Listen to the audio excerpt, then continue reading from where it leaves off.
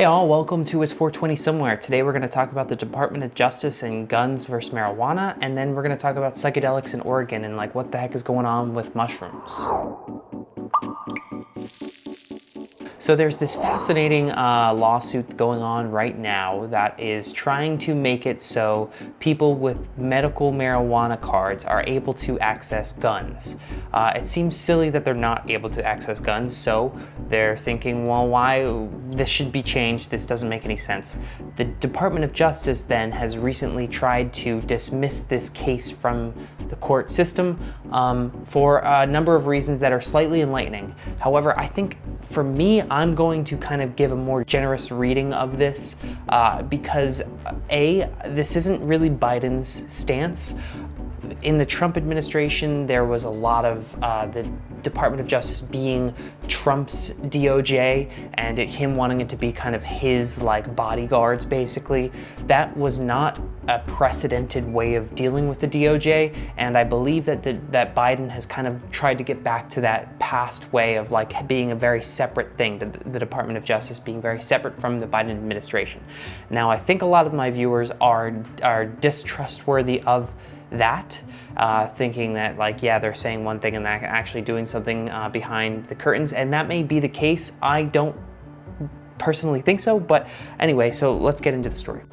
Hey man, can I call you back in like 12 minutes? Okay, one of the most eye-catching phrases that they use in this reason for dismissal is saying that it would be too dangerous to trust regular marijuana users to exercise sound judgment. And this is kind of a funny thing if you think about it, because there's a lot of people on the progressive pro-marijuana side who are also wanting gun rights to kind of be a little bit more limited, but not in this way, in other ways. So like this is maybe going from the stance of saying we just don't want any more guns getting out there than already are out there. That's a very generous reading, and I don't think I'll go there, but that's possible to read into that this way. It's crazy to think that the Department of Justice believes that people using medical marijuana don't have sound enough judgment. That's absurd. However, from their point of view, marijuana is still federally illegal, so I guess they have to kind of take this approach. I don't know. It's kind of maddening, this whole complexity and what is it, Kafka-esque situation with marijuana. And every time, and you forget, because it's legal so many places, you forget that the federal stance on this whole thing is that it's a completely illegal substance, and it's Schedule I, and it's like the worst thing you could do is to smoke marijuana. Even if it's legal in some states, they still look down upon it. So this whole story is not really saying as much as it seems to. It's just maddening. It's just annoying that we're still in this situation, and the federal government will not budge and has yet to budge, and probably won't anytime soon. Okay, next story happens in Oregon, which I was actually just in last weekend. I was in the southern / eastern area of Oregon. My thought when I was there, this is my first time there, my thought when I was there was, this is really the state that decriminalized many drugs and is going to create a psilocybin therapy system in all counties. It seemed absurd to me, because what I was seeing was a very kind of right-leaning, very farmer-centric, very kind of conservative bend on basically the whole place. Like, it felt like places that I have been to in Pennsylvania, in deep Pennsylvania. It felt much more like Idaho than it did the Oregon that I saw in my brain, the Portland of Oregon. But then I saw this story come out earlier today saying that actually there are some counties, many counties in Oregon, that are trying to strip away the mandate, the measure that passed pretty unanimously in 2020 that would allow psilocybin treatment to start next year, 2023. So I found this interesting, and I think I almost agree with its sentiment, which is saying that counties should be able to allow or not allow psilocybin treatment in their own jurisdiction. So there would be two ways of doing it. Either they would put on the ballot this November that they want to ban psilocybin treatment in their county, or they want a 2-year moratorium to like just see how it goes before they enact it themselves.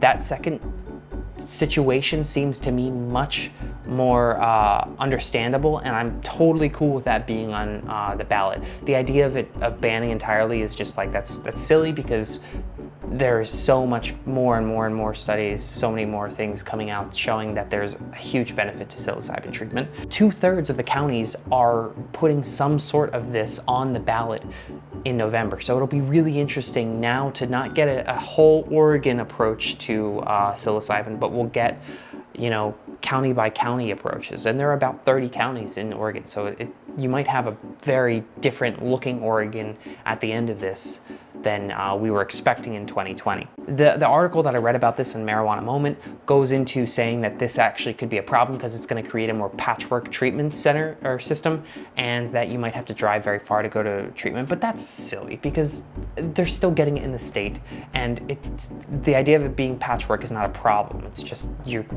drive to a different county. That's fine.